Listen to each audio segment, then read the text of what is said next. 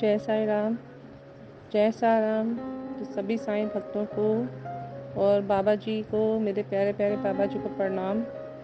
आज मैं प्यारे से बाबा की एक लीला शेयर करना चाहती हूँ, जो मैं काफ़ी टाइम से सोच रही थी बाबा की लीला शेयर करने के लिए। हमारी मंजू जी का जो ग्रुप है उसमें उन्होंने ग्रुप प्रेयर डाली थी, और मुझे इस ग्रुप प्रेयर पर बहुत विश्वास है, क्योंकि पहले भी मेरी बेटी मीरा, जिसको डेंगू हुआ था, तब भी उसकी तबीयत बहुत क्रिटिकल हो गई थी, और बाबा ने मुझे आदेश दिया था ग्रुप प्रेयर का, तो हमने की थी। और वो काफ़ी दिन हॉस्पिटलाइज रही थी, और बाबा की रोज़ेस की फ्रेगरेंस और ये सब आती थी डेली।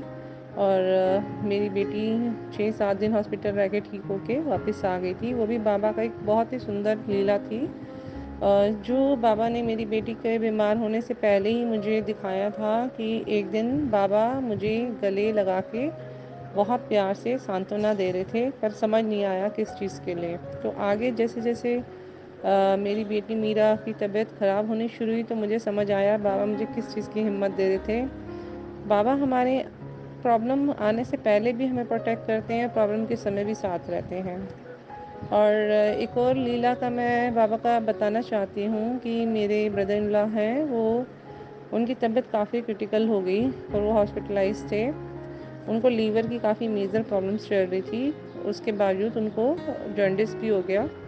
और वो कुछ उनके थोड़ा ऐसे हालात हैं कि थोड़ा वो फैमिली से भी उनकी प्रॉब्लम्स चल रही है।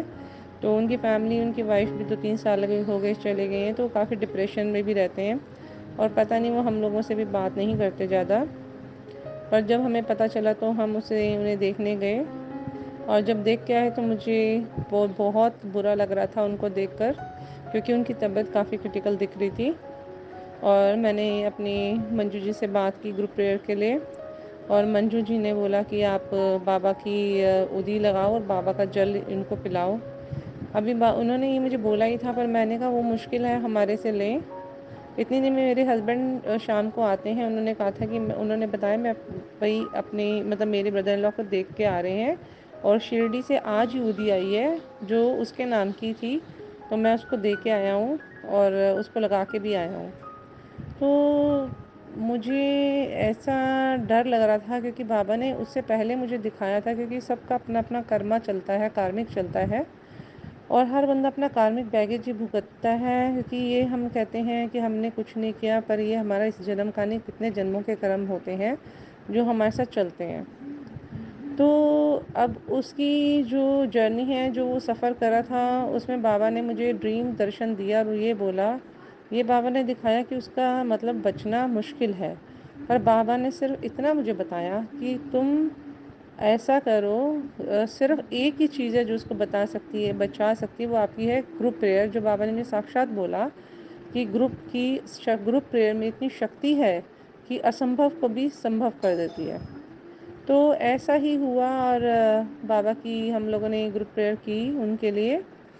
और बड़ी हैरानी की बात थी कि ग्रुप प्रेयर अभी मतलब जिस दिन हुई उसके तीसरे दिन जो उठ भी नहीं पा रहे थे, हिल भी नहीं पा रहे थे, और थर्ड फोर्थ दिन वो घर भी आ गए। घर तो आ गए, वो अपने नॉर्मल चल रहे, ऐसे कोई कुछ हुआ ही ना हो।